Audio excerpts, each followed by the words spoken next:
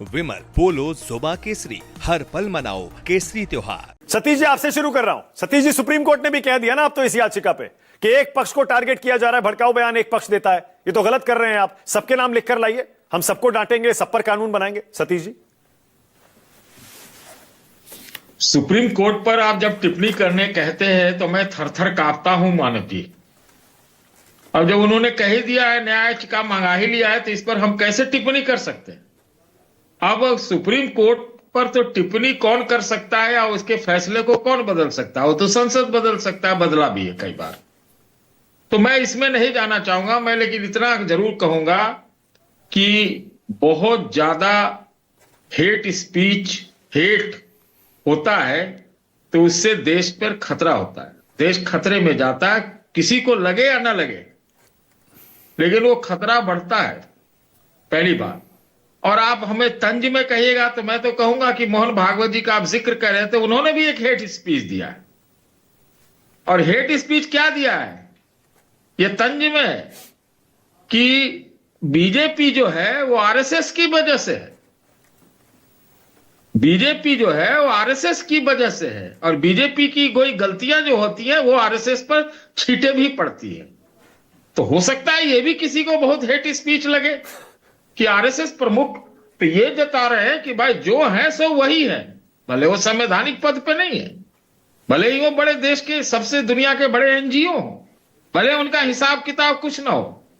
तो बात यह है कि विजिलेंटे ये जस्टिस और इस तरह के हालात बनेंगे, और कोई भी हो, किसी भी दल का हो, चाहे माइनॉरिटी अपीजमेंट का हो चाहे मेजॉरिटी अपीजमेंट का हो, अगर वो समझ रहे हैं कि ऐसा बयान दे करके hit and run, hoot and scoot वाली राजनीति जो है 2020 वाली करके वो अपना जो है रोटी सेक लेंगे, पापड़ बेल लेंगे, तो इतने बड़े मुगालते में है जिसका कोई हिसाब नहीं।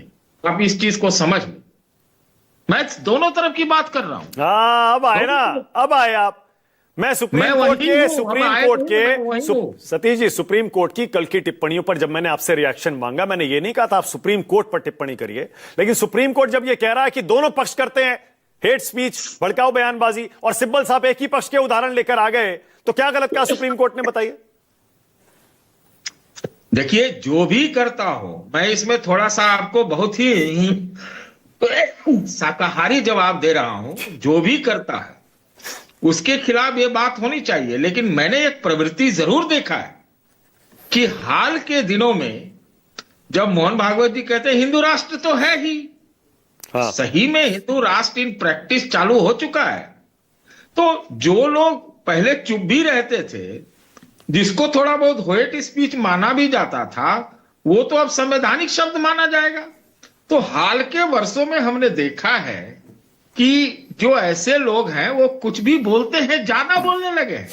मैं इसका कतई नहीं कहता हूं कि पहले नहीं बयान दिए गए, अभी भी दे दिए जाते हैं, ऐसा नहीं है नहीं दिए जाते हैं। तो ये बहुत गंदी राजनीति देश के अंदर हो रही है।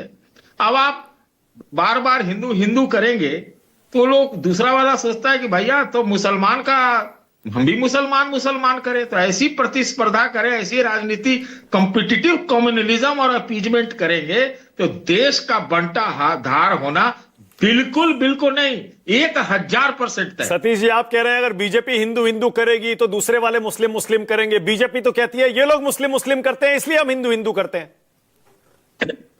ये भाई, अब ये कौन सही कह रहा है, ये तो नहीं कह रहे हैं मानक जी, हाँ, दोनों कुछ ना कुछ करते होंगे ना। आजकल क्या हो रहा है, आजकल गुरिल्ला पद्धति की राजनीति हो रही है। राजनीति में अब पहले क्या, अब देखिए क्या है, हम आपके खिलाफ कुछ ना बोले, इससे पहले हम आपके खिलाफ, आप मेरे खिलाफ बोले लगी, ये वाली एक राजनीति हो रही है। लेकिन इससे कोई देश का भला होना है क्या? सबको समझना है कि इससे कुछ नहीं भला। आप लगे चलिए ना, एक काम करिए, आप यहां एंकरिंग करते हैं, अब आप भी एक बंदूक ले लीजिए और जिससे आप सवाल पूछिए उसी की तरफ नाली कीजिए, है ना? हाँ, ये भी एक तरीका है भाई। नहीं, हाँ, क्यों नहीं? हाँ कि नहीं?